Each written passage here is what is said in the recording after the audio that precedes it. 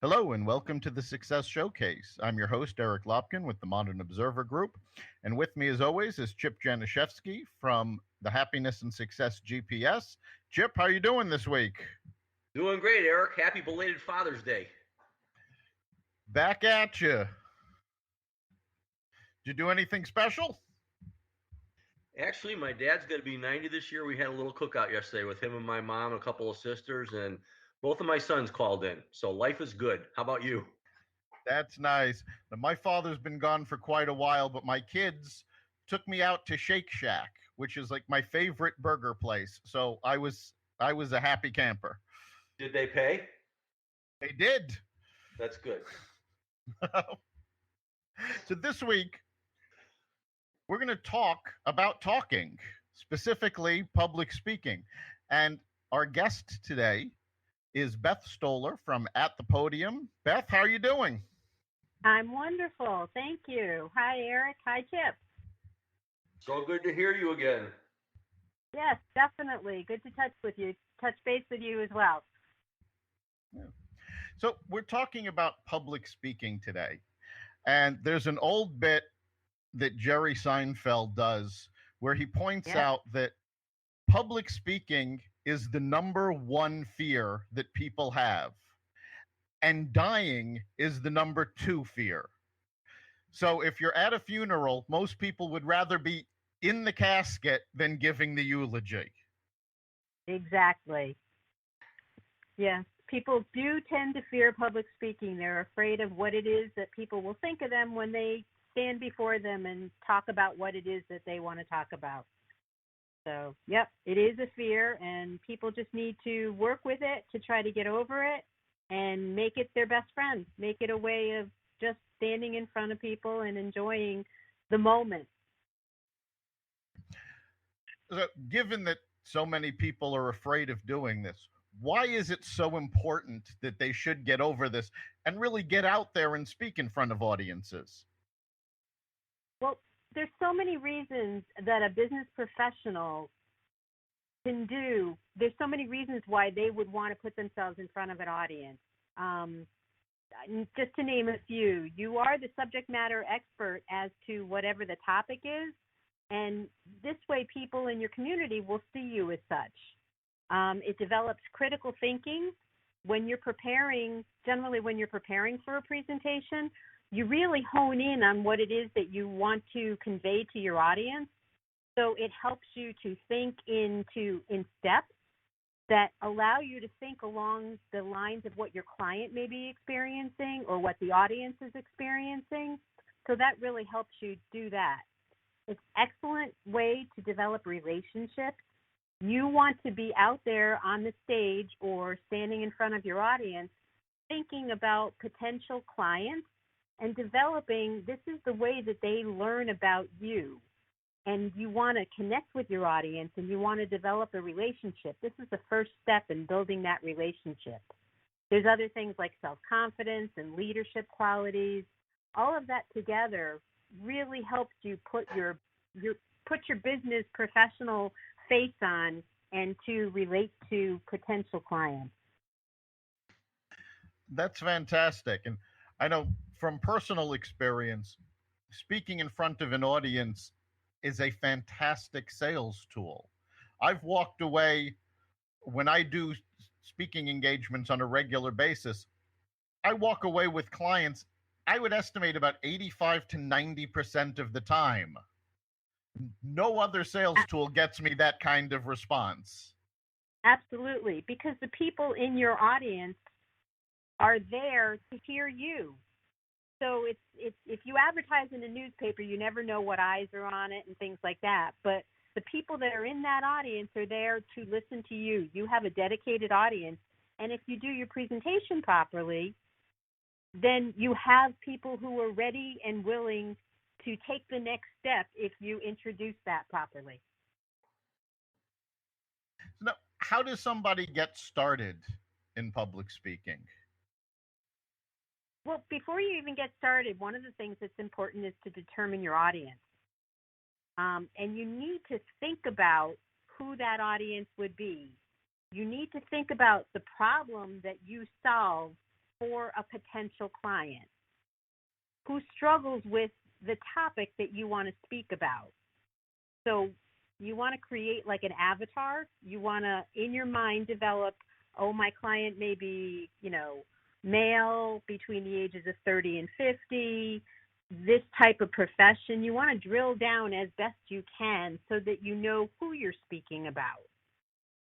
Once you've determined who your audience is, then you want to be able to put together a presentation for that audience.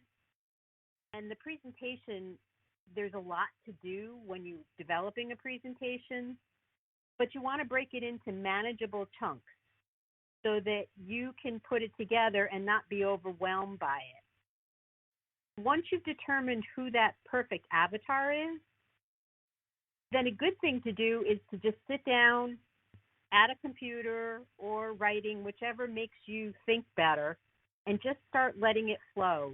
You want to figure out, because usually what comes out first isn't your best information, but you sit down and just sort of write, like take a Word doc open and just start typing 2, 3, 4 pages and get an idea of a feel of what the topic is, what the thought that you want to convey is. So that's the best way to get started, just to have a feel of what you're trying to say. Depending on how long you're going to be speaking for, you want to make sure that you have not too much to introduce, because you will actually overwhelm your audience and then you're going to start losing them. And it's actually, what's a truism is actually that the shorter amount of time that you have to talk, the more time you need to take care in putting your presentation together. It's harder to talk actually for a shorter amount of time because people tend to put too much in there. So once you've started writing and you come up with your theme with your topic, you need to break your topic down into an introduction, which you want to make sure is attention grabbing. You want to make sure that you do 2 or 3 bullet points that you're going to tell the audience about. And then you want to make sure, people often forget this part, after you've done your 2 or 3 bullet points, you want to make sure that you have a good conclusion and a way of people reaching out to you afterwards. So many people get so intent on making sure that their presentation is perfect that, just like you had said, Eric, that people come up to you afterwards and you come away with clients. You don't want to sell to them. You don't want to overwhelm them with a sales pitch, but you want to make sure that people are able to understand what it is that you can help them with, and that you are available in your conclusion, or that you've woven throughout your presentation, that there are ways to come back to you. Because a successful business person really wants to make sure that they've connected, that they've problem solved or gotten their point across on how they can help their client or the audience. So you want to make sure that you've given them as much effort as you put into the entire presentation, that you give them something to take away as a way of reaching out to you. All right. That's really, really good information. Beth, you and I met at a speakers bureau, and you started a business to do this. So can you tell us a little bit about the story of how you got At The Podium going and what you do right now? Because you do have a very, very diverse background that kind of led you from point A to point B. Sure. So At The Podium, about 3.5 years old. And the reason that I started it is because a friend of mine wanted to do continuing ed classes, and she didn't have a way of organizing the way of putting it together so that she could make the most out of her time. And when I started to look at this, I started to realize that many business professionals don't know how to put themselves out there for public speaking. One of the things that I learned from my friend is that just putting yourself out there, and she was doing continuing education classes, her name being in the continuing education booklets, she got calls because people assumed that she was the expert, which she really was, in her field, and she was hired just because she had that information out there online. And I realized the importance of public speaking and how people can just putting their information out there can generate more business. So when I think of the business professional, I look at it in the point of a marketing toolkit, and I learned the importance of the marketing toolkit of making sure that you have the right amount of information so that people know how to find you. And it's something that not many people do. And there's so many different places these days. There's so many networking events, association meetings, so many different places that people can go and speak just to let others know what it is that they do. And I learned that it's a great tool. So I decided At The Podium was a great way, something different that people could take advantage of. Yeah, in your write-up, you say there are many talented speakers out there, hidden gems that should be heard. Can you tell us a story or two about a hidden gem or two that you've discovered? Sure.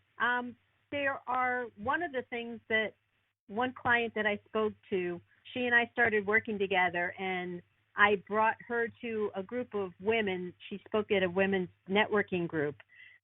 And then she met another client there, and she actually got a part-time job as an extension of her. She was able to come in as a trainer or a consultant.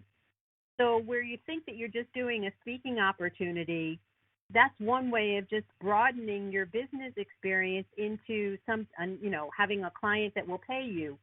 So the hidden gems are, you don't have to be a business, a professional speaker, somebody that's going to get paid for every time they open their mouth or, be in the limelight. Business professionals, you just being you in front of an audience, you're the hidden gem, because many people don't realize how much information you have to offer about what it is that you do, about your specialty. And those are the hidden gems that I'm talking about. Everyday people who are able to convey and help somebody problem solve that others would never have known what it is that they do so well. Yeah, and that's very important because we've talked about sales in the past, and nobody is going to buy from you if they don't know you're there. So getting in front of people and letting them see who you are and what you do and being authentic when you're in front of them is key to creating those relationships that can build to sales. Exactly. Because if people can't figure out, if people aren't able to develop that relationship with you, if they don't understand what it is that you're doing, they might not ever know that you can actually help them. It may be a coach that can help you solve a problem. It may be a software provider. In this day and age with social media, if you have a social media expert explaining how to get on Facebook, what kind of page to have, all of this information, you want to be real to the people, and they finally see you as somebody they may not have thought they could turn to help them solve their problem for whatever that is. They have questions. They don't understand what it is that they're doing. They don't know what steps to take. But hearing you talk about that, they develop the confidence that they're comfortable that you have the knowledge that could help get them to their next level. And public speaking is a great way of doing that. So when you're first getting involved in public speaking, and again, we mentioned the fear up front, how do you help your clients get over that fear and actually get moving to where they're doing this on a regular basis? Well, you have to break it down again. Another thing, to break it down into chunks. You're not going to just stand up on a stage and one day say, okay, I'm a perfect speaker. So you want to start small. For some people, it means talking in front of a group of friends and asking them for feedback. Other people would never want to be standing in front of their friends. They'd rather stand in front of a small group of strangers. So it's looking for what type of audience that you think that you want to speak in front of. Another great tool is to have somebody videotape you so that you can see what it is, how you're portraying yourself. And I know a lot of people are uncomfortable with videotape or, using your phone and doing that. But the more you put yourself out there, the more comfortable you will start getting. There are organizations such as Toastmasters, which are great. They meet weekly, they're inexpensive, and they are organizations that are out there to help you learn public speaking. They have a lot of different things, and depending on how far you want to take it, they have different groups that you can advance yourself from. And then, frankly, the best way to do it is just practicing. You want to, once you have your presentation put together, the more you practice it, and that's in front of yourself, in front of a mirror, set up your own, we have smartphones, let them be smart for a reason, set it up to videotape yourself. You want to hear yourself. You want to hear your voice. It's one thing when you write your presentation out. It's a whole other thing when you talk your presentation through. So you keep rehearsing your presentation and you hear yourself speaking the words. Certain words you may get tongue-tied over, so you want to rewrite those words, just like I got tongue-tied myself. Practicing, standing up, walking around, not just sitting in front of your computer. The more you can do to put yourself out there so that you actually begin to absorb your presentation, the less you will rely on reading your notes and the more comfortable you'll be. They say that you should know your introduction and your conclusion pretty much from all the practicing that you do, and then the rest of it will flow. It doesn't have to come out the same way each time, but when you practice it and you internalize it, it becomes who you are, and you're able to just do your presentation from your heart, and people will relax and enjoy it. So it's just a matter of practice and getting yourself out there. What do you think about using a tool such as a PowerPoint presentation to kind of keep you on track? I mean, you've seen me speak before too, and I probably practice less, but I know my material really well, and I use that really just as a means to keep me on topic with like a really brief slide so that I can talk about that. So what do you think about different aids to help different speakers do their talks? Because obviously everybody's different, has a different style. Absolutely. There's so many ways. PowerPoint, I think, is a wonderful tool for people to use as long as they use it as a tool and not a crutch. I've seen several people, especially new speakers, who do two things with PowerPoint that is very hard. Number one, they try to do too many slides with too many different words in it, too small so people can't see it. And the second thing is, from a speaker's point, they stand there and they spend a lot of time looking at their PowerPoint instead of looking and connecting with their audience. So PowerPoint is a great tool as long as you don't do too many slides. You make sure that you put very few words on there. And, Chip, like you do, I've seen your presentations. You use it as a guide to keep you flowing, but you don't look at your presentations for you to rely on what your words are. You don't want to read, and you don't want people spending time reading your slides because then they stop concentrating on you. So you want to make sure that you just do a picture with a couple of words so that you're the person that the audience is paying attention to. If you have more information that might convey your point better, it may be better to hand it out as, to give it as a handout a little bit later.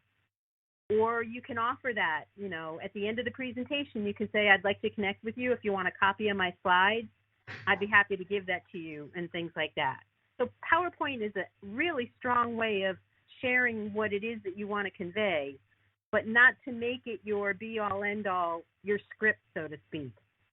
Yeah, it can't be the focal point. And actually, I learned a lot from, I love the book TED Talks, and they have a whole section on how to do effective PowerPoint presentations. And they talk about coming away with 3 different ideas and having no more than X amount of words on a slide and being very graphic and so on and so forth. And then when it comes to handouts, what I usually do is I say, look, I am running a lot of stuff by you, but you don't have to take notes. I will give you my handouts at the end of my presentation, because if I give them to you now, you'll start reading it. Exactly. Yeah, that's very important. I've been at presentations where the handout is given right at the beginning, and I'll sit there and realize, 3 or 4 slides in, the person is just reading the slides, at which point I go, well, I've got all the slides. If he's just reading them, I don't need to be here. I have better ways to spend my time. And I think it's very important that people realize that when you're presenting, there is a huge difference between reading and speaking. And a lot of new speakers don't really understand that. Exactly. It's one thing to have some notes with you, some bullet points. Sometimes you're not going to know everything. You're not going to remember, especially when you're starting out. So even though you're a future hidden gem, you might not be ready to, you're not going to remember everything, even though you practice. So having an index card or two with you to help you through is perfectly fine. The other thing you need to make sure of is that you don't have too many things.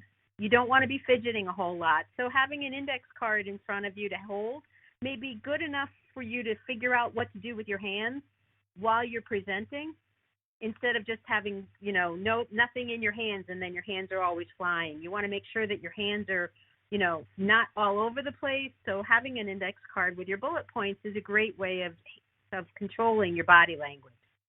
And you want to make sure also, some people ask about cell phones. You want to make sure that you can tell people, give them an opportunity. Okay, everybody take out your cell phone. Take a picture of where you are. Put it on social media. If you have like a couple minutes to let people do it, now put away your phones. Because people, these day and age, it's great. It's great advertising for where you are and who's speaking. And then put it away so that you're paying attention to the speaker, and the speaker can have that back and forth eye contact with you. It's very nerve-wracking as a speaker to be on stage and look down and see everybody, you get nervous to think that you're not people aren't understanding or appreciating what you're delivering if they're always on their phone. So directing people what to do with their phones, to please ask them to put it away, is a good thing, because then you've made contact and you're letting people know that, yes, you have your phone, take the picture, and now put it away. Right. And you hit a couple things when you were talking about this that I think are important to reiterate. We keep talking about speaking and talking and reading, but when you're doing a presentation in front of an audience, it's more than just speaking. It's what you're saying, it's how you're saying it. It's your hand gestures, your body language, your eye contact. It's not simply getting up there and talking. Yes, exactly. So you want to make sure that you're comfortable. You have to be comfortable with, you want to make sure that you're dressed appropriately, that you're comfortable in what you're wearing. You want to try to not stand in one place, but just absorb a little bit of the space around you. You want to make the audience comfortable, that you are comfortable with what you're doing.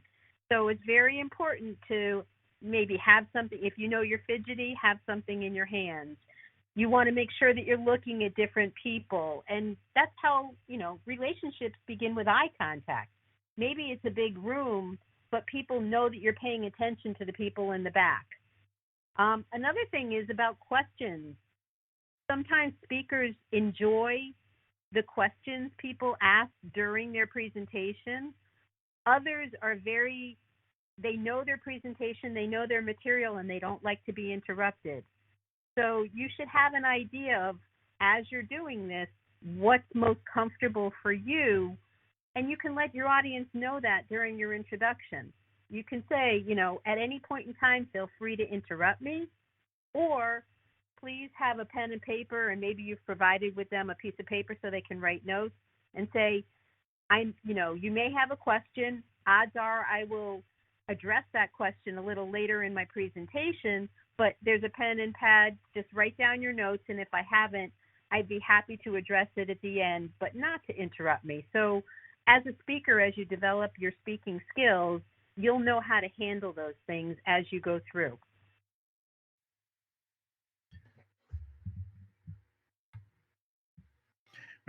So I think that's something else that's very important, is that people need to find their own style. Exactly. There isn't, one set rule for how you should be on stage. You have to find what works for you and what works for your audience and, the venue you're at. Exactly. Exactly. And that's one of the other things is the venue itself. You want to make sure that you connect with your event planner because they're the person that brought you in and they're the person that can help you with future opportunities. So oftentimes when you connect with an event planner, you want to make sure if they have a topic that's specific to the conference or the meeting and they've brought you in, that your presentation addresses their topic. You want to make sure that you understand what it is time-wise. If you're given 5 minutes, 15 minutes, 30 minutes, you want to make sure that you never exceed that time. People never complain if you're done a few minutes early, but you certainly know when people are getting fidgety because you've talked 5 minutes too late. So you want to make sure that you connect with your event planner, and that event planner can actually be a great referral because as long, if you've kept to it, you developed a nice relationship, you can ask the event planner what the extent is that you can relate to, get information about their attendees. Can you put them on your newsletter list? Can you offer them a free consultation? These are guidelines that you need to find out ahead of time from the event planner. And then if the event planner likes you, you can, it's a great idea to ask the event planner, do you know any other organizations that now that you've heard me speak would enjoy me speaking to them? And that's just a referral, and that's a great way of finding, springboarding to your next presentation. So make friends with your event planner. So you're talking about the event planner. For a beginning speaker, what kind of events are out there that they can get started and get their public speaking career going? Oh, there's so many. That's the beauty of this social media these days. There's service organizations like the Rotary and the Lions Clubs. There's men's and women's groups. There's libraries and senior centers. Depending on your field, there are association meetings, professional meetings that happen in your town, in your community, meetups. There's different networking events. If you're a younger person, there's young professional events. All you need to do is to look on look in the computer, look on the internet, search different organizations and find out when they meet. One of the other things that I've always found is there's so many emails that you get invited to these days. Just keep a lookout for the ones that have speakers. And if it's an organization that interests you, that has those type of audience members that would be a good audience for you, if you see somebody else is speaking, then that's a great way of reaching out. Or even look at the other business professionals in your field. Who are they speaking to? Then you want to connect with those same people, because if their audience is there, then that association or that meeting would be also perfect for you as well. So it's just a matter of keeping your eyes and ears open for all the different opportunities that are out there. All right. We're coming up on the end of our time here. So, Beth, if you had one major takeaway for our audience, what would it be? Don't be afraid. Everybody says that you need to sort of put yourself out there, be a little bit uncomfortable. Try it once. Take that step, figure out an audience, and put yourself out there at the podium. All right, Chip, what would you say is your big takeaway? Yeah, the comfort thing means a lot. And when people tell me that they're nervous, because as you know, I run networking meetings all the time, I say, until you tell me you're nervous, you're the only one, you're the only one that knows that. And you know your material better than anybody else. So as Beth said, get out there and do it.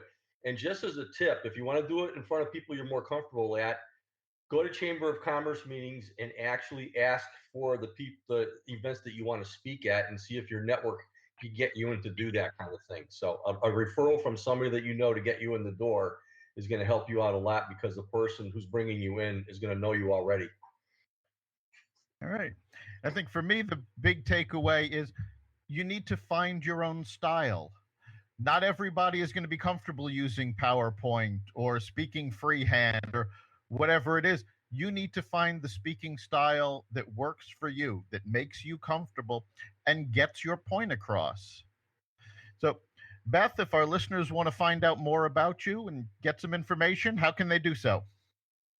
They can absolutely take a look at my website, which is atthepodium.biz, B-I-Z.